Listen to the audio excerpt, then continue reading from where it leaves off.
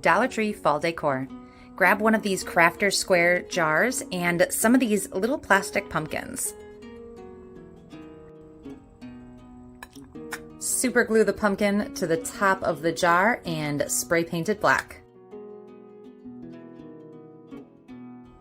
Grab a soap bottle or a reusable pump and pull off that label. Then just add the cling. Easy fall decor that you can change out for every season.